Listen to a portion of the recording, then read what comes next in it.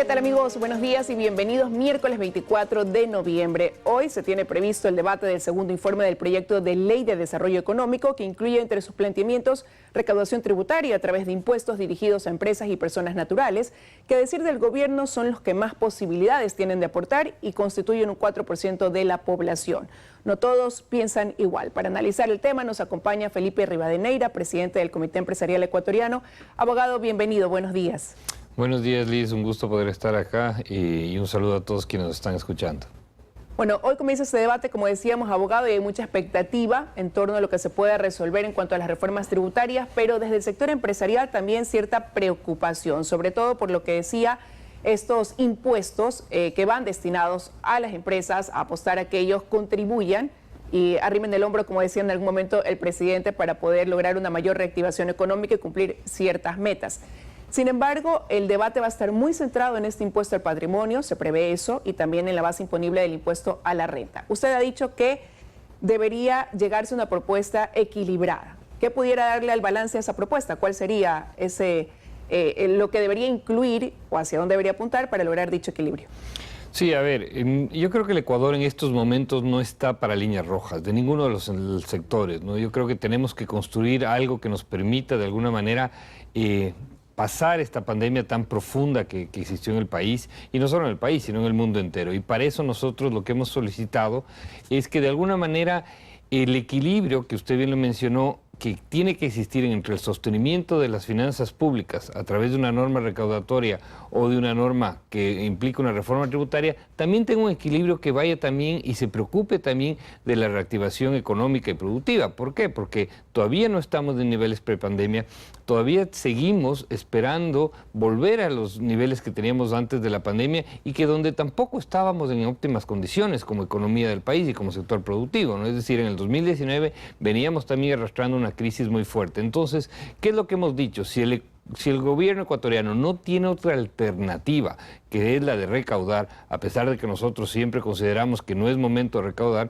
pero sin embargo, si es que ellos no tienen otra alternativa en estos instantes, porque la coyuntura, por las necesidades, por la urgencia, por lo que se encontró el gobierno nacional en estos momentos al asumir la presidencia de la República, el presidente Guillermo Lasso, bueno, ok, ponemos del hombro, recaudamos, pero que se haga un pacto fiscal, es decir, que se otorgue una nota de crédito. ¿Para qué? Para que el pago no se vaya a un saco roto. Es decir, ya hemos tenido experiencias, la verdad, negativas en estos impuestos únicos, como fue en el caso del terremoto, como fue la contribución que todavía tenemos que pagar, que establecida en el gobierno de Lenín Moreno, que donde la tercera cuota se nos vence recién en marzo del siguiente año. Entonces lo que decimos es, ok, se aporta, ¿no es cierto?, pero cuidemos la liquidez de las empresas, cuidemos de esas fuentes generadoras de empleo. Y esta nota de crédito lo que implica es que en un periodo de 4 o 5 años lo que se hace es que se pueda redimir estos valores. Y eso permite que exista un título valor en el mercado, que serían estas notas de crédito,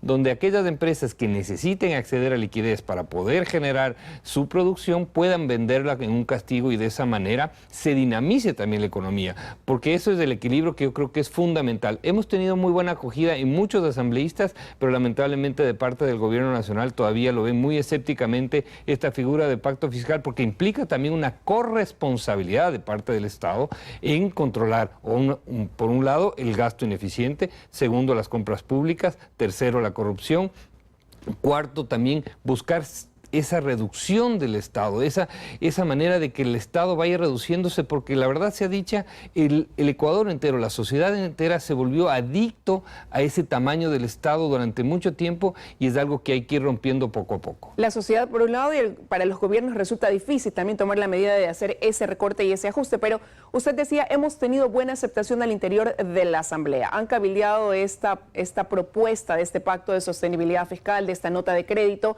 con algunas de las bancadas, porque al final del día ellos serán los que entren a debatir y lo que una mayoría pudiera decidir se plasme para luego obviamente ser revisada por el Ejecutivo.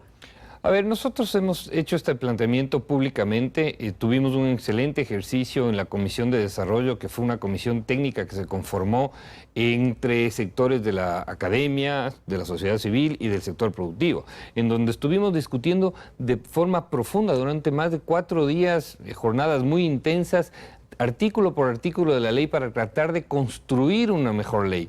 La verdad que se llegaron a temas muy importantes, pero lamentablemente aquí la política aplastó a la técnica. Es decir, el momento en que ya se tenía una votación de bastantes cambios en la ley para ver realidades de aplicabilidad de la ley en territorio, porque eso hay que decirlo, ¿no? Es decir, una cosa es lo que está en el texto, pero ya uno cuando va a la casuística y a los ejemplos, ve diferentes realidades. Un ejemplo puntual, el impuesto al patrimonio para personas naturales. ¿Qué pasa con las personas de la tercera edad que ya no tienen una actividad económica, que no tienen recursos, que apenas viven de la cesantía o de lo que fuere, y tienen que verse abocados a pagar un impuesto donde los municipios han subido e incrementado los valores de los avalúos de una forma muy alta y que no van a tener esos recursos para pagar? Entonces, aquí volvemos al tema de que la política muchas veces aplasta la técnica y nosotros vamos a seguirnos manteniendo siempre desde el punto de vista técnico, planteando los objetivos que creemos nosotros que le va a hacer bien a la economía.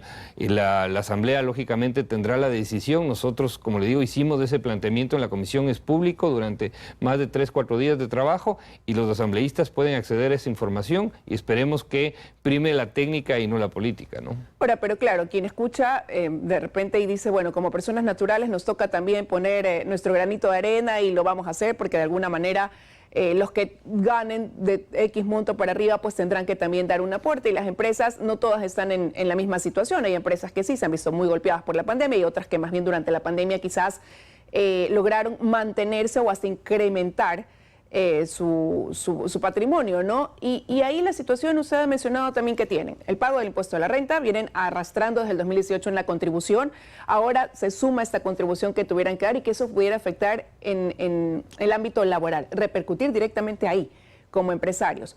Pero ¿cuál pudiera ser entonces también el camino? Porque toca, dice el presidente, a todos apoyar, ¿no? Y como digo, no todas las empresas están en la misma situación. Sí, a ver, y lo que usted acaba de decir es una gran verdad. Esa triple imposición que vamos a tener que efectuar en el mes de marzo preocupa por esa afectación y esa presión que va a haber a la liquidez. Y cuando uno aprieta la liquidez, la cadena de pagos entera se ve en serio predicamento, ¿no? Entonces, lo que nosotros hemos dicho justamente es esto. A ver, no hay líneas rojas aquí, no podemos ponernos de un lado y del otro en el sentido de no vamos a apoyar o sí vamos a apoyar o no queremos que el Ecuador salga adelante. Además hay sentimientos encontrados aquí, Liz, porque vemos un gobierno que quiere hacer las cosas de una forma diferente. Ya lo vimos la semana pasada con un evento muy potente que fue el Ecuador Open for Business. Hemos visto también acciones muy importantes en materia de agenda comercial, en materia del regreso del Ecuador al CIAD. Es decir, hay una voluntad y un excelente equipo de trabajo en el gobierno. Pero ¿no es cierto usted que también se está marcando una diferencia esto en cuanto, por ejemplo, beneficios para empresas que recién vayan a emprender con el afán de, claro, de que haya inversión, de que se pueda también dinamizar la economía por un lado, pero para las otras, las que ya están constituidas, que hoy sienten de repente que se las está castigando, precisamente con la situación que usted dice, se podrá reflejar en marzo?